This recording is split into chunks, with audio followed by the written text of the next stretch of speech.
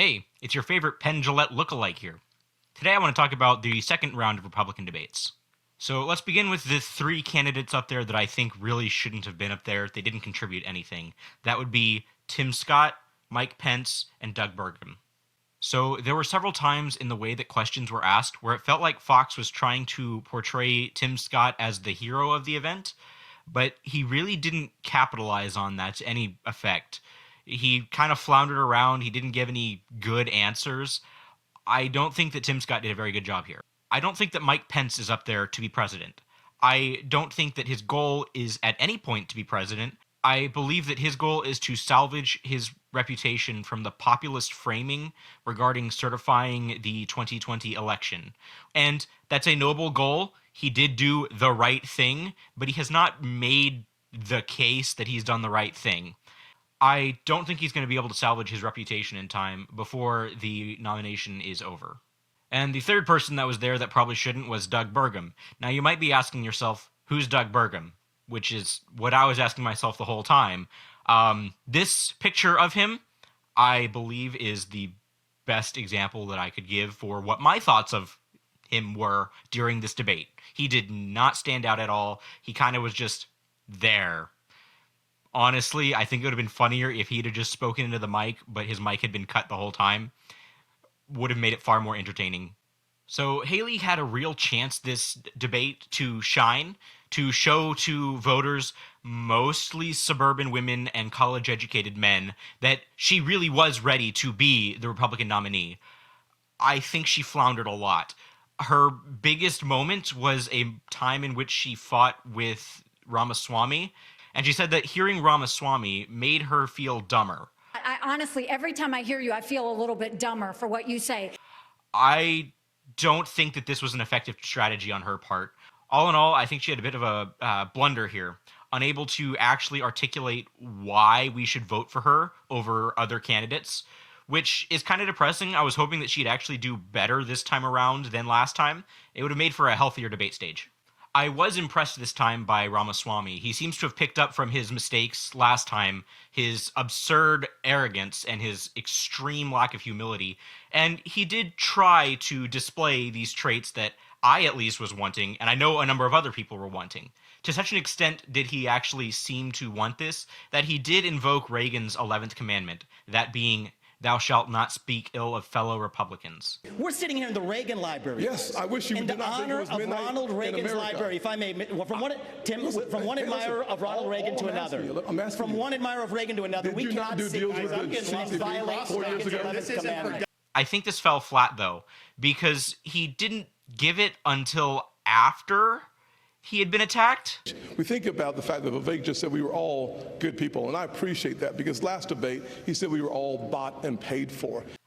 And so it just seemed like he was trying to defend himself as opposed to making the ground as reasonable as possible. Had he gotten in front of it, it would have been great, it would have been wonderful, but because he waited so long, it really kind of missed. The other great thing he did was he gave a story about a guy who died of a fentanyl overdose. I met family in Iowa, two parents, Kathy and Derek. They lost their son, Sebastian, 17 years old. He bought Percocet on Snapchat, and then he died. Why did he die? Because it was laced with fentanyl. That is closer to bioterrorism, not a drug overdose. That is poisoning. So it is our job to make sure that never happens. But it's also our job to make sure that 17-year-olds don't turn to Percocet via Snapchat.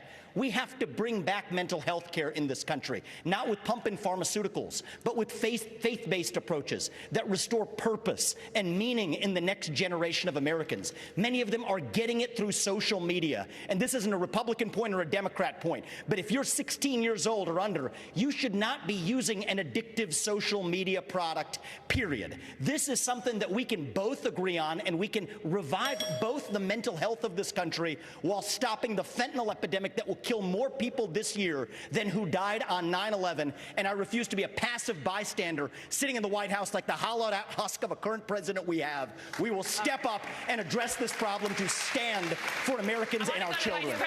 I do think this was quite powerful. It was a good moment for him. It really stood out, and I'm glad to have heard it. In the intervening time between the debate and the time of recording, I've seen a lot of people complain about how Chris Christie handled the debate.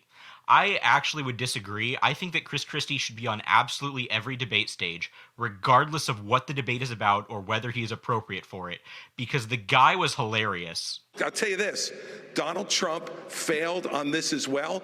He said he was going to build a wall across the whole border. He built 52 miles of wall and said Mexico would pay for it. Guess what? I think if Mexico knew that he was only going to build 52 miles, they might have paid for the 52 miles. He was like a wrecking ball and just kind of went everywhere, and it was amazing. And yet we don't get any answers because Joe Biden hides in his basement and won't answer as to why he's raising the debt the way he's done. And Donald Trump hides behind the walls of his golf clubs and won't show up here to answer questions like all the rest of us are up here to answer. He put $7 trillion on the debt. He should be in this room to answer those questions for the people you talk about who are suffering. And if the government closes, it's the blame. It is to the blame of everyone in Washington, D.C., who has failed to do their job and just plays to the grandstand. I mean, I'm talking real bull in the china shop kind of things. And when you have the President of the United States sleeping with a member of the teachers union, there is no chance that you could take the stranglehold away from the teachers union every day. They have an advocate inside the White House every day for the worst of their teachers, not for our students to be the best they can be. A President of the United States has to take on the teachers union. I did it in New Jersey, and I will do it as President of the United States. Don't get me wrong. I don't intend to vote for this guy to be the nominee. I don't really want him to either, but it was a thing of beauty to watch. Naivete on this stage from some of these folks is extraordinary. Look, I understand people want to go and talk to Putin. Guess what? So did George W. Bush. So did Barack Obama. So did Donald Trump. And so did Joe Biden when he said a small invasion wouldn't be so bad. Every one of them has been wrong. And how could you not laugh at the Donald Duck comment? That was great. And I want to look in that camera right now and tell you, Donald, I know you're watching. You can't help yourself. I know you're watching, okay? And you're not here tonight, not because of polls and not because of your indictments. You're not here tonight because you're afraid of being on the stage and defending your record. You're ducking these things. And let me tell you what's going to happen. You keep doing that, no one up here is going to call you Donald Trump anymore. We're going to call you Donald Duck. So among people that actually watched the debate, the general consensus is that DeSantis won because DeSantis won. He had a pretty good showing, actually. I thoroughly enjoyed it. He has a issue with a lack of charisma, and personally, I have no issue with that. I actually kind of enjoy the stunning lack of charisma because too much charisma is objectively a bad thing. There were a fairly large number of high spots in his rhetoric. He had a bit about banning China from owning land in the U.S. I think this was actually a really, really good point on his part, and I think that we should think more about it. And we are going to go after the cultural power they have in this country. As governor of Florida, I banned the CCP from buying land in our state. We should do that all across these United States. We shouldn't have them in our universities. We shouldn't have Confucius Institutes. So you see a country in decline, our power's in decline. China's going to surpass us this decade, and if they do that, that's going to affect every single American household. As your president, I am not going to let that happen. I'm going to reverse this country's decline. We are going to choose strength, not surrender when it comes to the CCP. He also pointed to his record on school choice and the quality of education. I actually am really glad that he was able to do this. I believe very strongly in school choice. It is something that I am very, very passionate about. We didn't just talk about universal school choice, we enacted universal school choice. We didn't just talk about Parents' Bill of Rights, we enacted the Parents' Bill of Rights. We eliminated critical race theory, and we now have American civics and the Constitution in our schools in a really big way, just like President Reagan asked for in his farewell address back in 1989. Florida is showing how it's done. We're standing with parents, and our kids are benefiting. Regarding cities becoming nightmare zones because of lack of prosecution of crime, DeSantis also had a pretty strong showing here where he pointed out that he got rid of 2 Soros-funded DAs who were not actually prosecuting crimes. I think this was a strong showing because the chaos in cities is absurd. I believe it's Philadelphia recently has been having some I mean, I guess you could call it a problem. That's probably an understatement.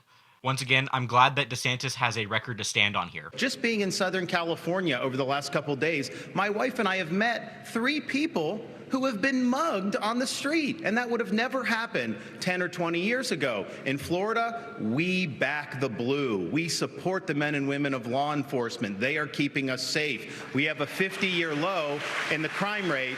And yes, when I had 2 progressive prosecutors that weren't following the law in Florida, I removed them from their post, and the people of Florida are safer as a result of it. As president, I will use the Justice Department to bring civil rights cases against all of those left-wing Soros-funded prosecutors. We're not going to let them get away with it anymore. We want to reverse this country's decline. We need to choose law and order over rioting and disorder. DeSantis suggested using the military against Mexican drug cartels.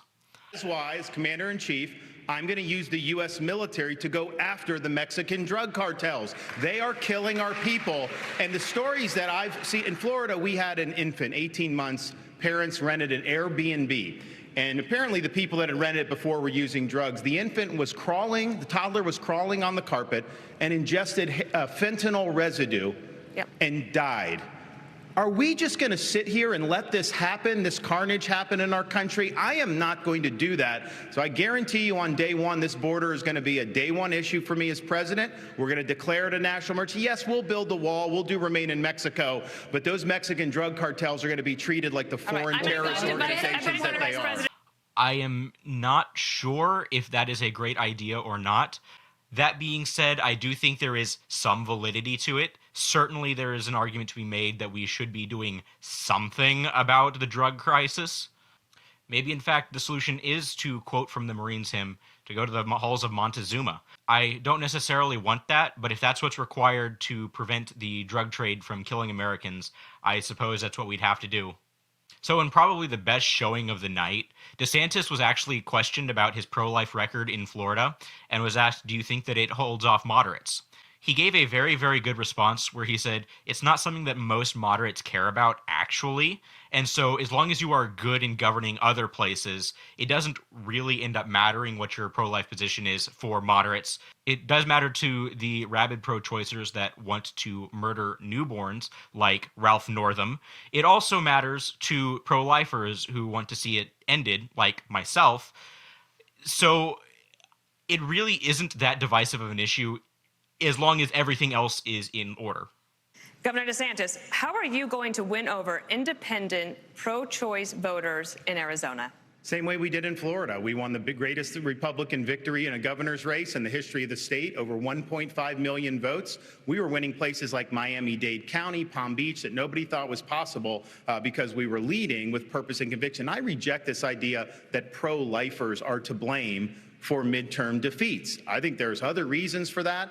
The former president, he's missing in action tonight. He's had a lot to say about that. He should be here explaining his comments to try to say that pro-life protections are somehow a terrible thing. I want him to look into the eyes and tell people who've been fighting this fight for a long time. My wife and I earlier today were at the gravesite of President and Mrs. Reagan, and I noticed that there was a quote where it says, every single person has purpose and worth.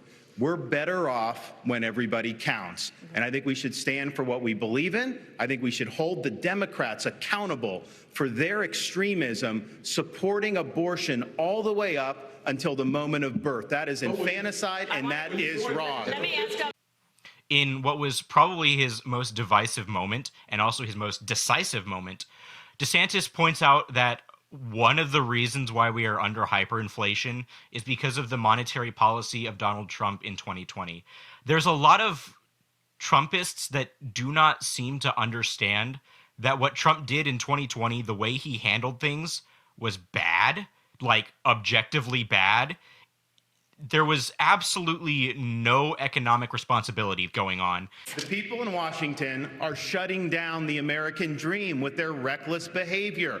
They borrowed, they printed, they spent, and now you're paying more for everything. They are the reason for that. They have shut down our national sovereignty by allowing our border to be wide open. So please spare me the crocodile tears for these people. They need to change what's going on. And where's Joe Biden? He's completely missing in action from leadership. And you know who else is missing in action?